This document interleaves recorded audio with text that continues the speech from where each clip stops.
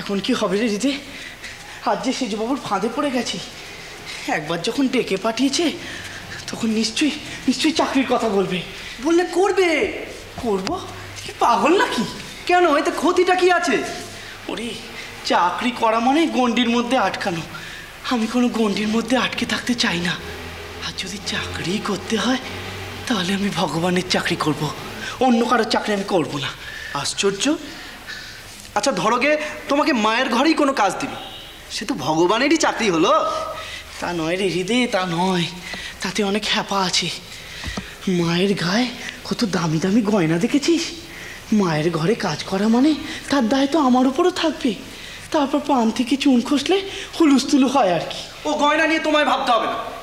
কেন, তার দায় কি তুই নিবি নাকি?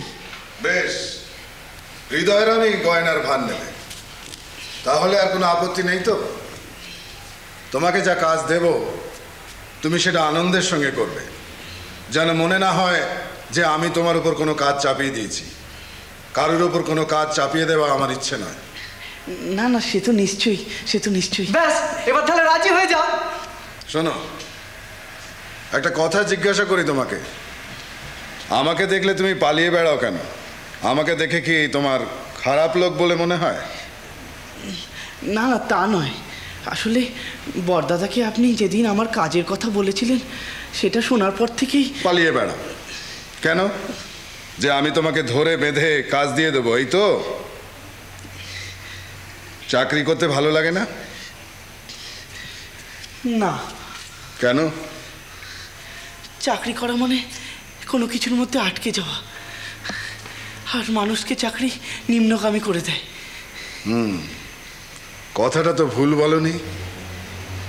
আশ্চর্য, এভাবে এত পরিষ্কার করে আমার মুখের ওপর এ কথা তো কোনোদিন কেউ বলেনি। যাক, চাকরি করতে ভালো লাগে না তো বুঝলুম, কি করতে ভালো লাগে বলবো? বলো বলো। রাগ করবেন না তো? না বলো, আমি তোমাকে বুঝতে চাই। পরমেশ্বরের পায়ে আমার মন প্রাণ নিবেদন করতে ইচ্ছে করে। নিষ্কাম অমালা অহেতুকি ভক্তি আমি চাই। আমি বাহ্যজ্ঞান লোপ পাওয়াতে চাই। বাহ্যজ্ঞান লোপ পেয়ে গেলে আহার, নিদ্রা, হাঁটা চলা এগুলো চলবে কি করে? চলবে, নিশ্চয়ই চলবে। কেন চলবে না? তার পায়ে মন প্রাণ সঁপে দিতে পারলে নিশ্চয়ই চলবে। আহার নিদ্রা সব চলবে, হাঁটা চলা তো চলবেই। মা যখন ঘরের কাজ করে, কুটনো কাটে, বাটনা বাটে, ঘর ঝাড় দেয়, গরুকে জাবনা দেয়, শত কাজের মধ্যেও মায়ের মন পড়ে থাকে তার কাঁখের ছেলেটার দিকে, যাকে সে ঘুম পাড়িয়ে রেখে এসেছে। ঠিক তেমনভাবেই চলবে। অপূর্ব, অপূর্ব তোমার ভক্তিবোধ।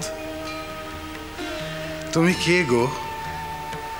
তোমার পরিচয় শুধু তোমার কথায় নয়, কাজেও। তোমার হাতে গড়া শিবমূর্তি আমি দেখেছি, রানীমাও দেখেছেন। আজ তোমার কথা শুনে বুঝলুম, অন্তরে ভক্তি না থাকলে অমন হাতের কাজ হয় না। না না, এ আমার হাতের কাজ নয়। এ কি, এ মূর্তি তোমার হাতে গড়া নয়? সে কি হৃদয়? না না সেজবাবু, মামাই করেছ মূর্তি। মামা লজ্জা পাচ্ছি। ওসব বাহ্য দৃষ্টির কথা। আমি হাত দুটো দিয়ে ওই মূর্তি গড়েছি ঠিকই, কিন্তু একবার ভেবে দেখুন তো, শুধু কি আমার এই হাত দুটোই মূর্তি গড়েছে? গড়েছে আমার মন প্রাণ। পটুয়া যে তার নিজের হাত দিয়ে এত সুন্দর সুন্দর দেবদেবীর মূর্তি গড়ে, তাকে শুধুই তার হাত দিয়ে? সে মূর্তি গড়ে তার অন্তর দিয়ে, তার ভেতর থেকে, তার মন প্রাণ দিয়ে। বাহ বাহ, চমৎকার ব্যাখ্যা, খুব ভালো। শোনো, এবার আমার কথাটা বলি। আমি তোমাকে চাকরির অর্থে বাঁধতে চাই না। তাহলে আমাকে ছেড়েই দিন না। না, সে ছাড়বো না। একবার যখন মাথায় নিয়েছি, তোমাকে যে কাজটা দেব সেটা চাকরি নয়, সেটা হলো তুমি মনের আনন্দে মাকে সাজাবে, মায়ের বেশ পরাবে, অলংকার পরাবে, কি আপত্তি নেই তো? আমি আমি মাকে সাজাবো?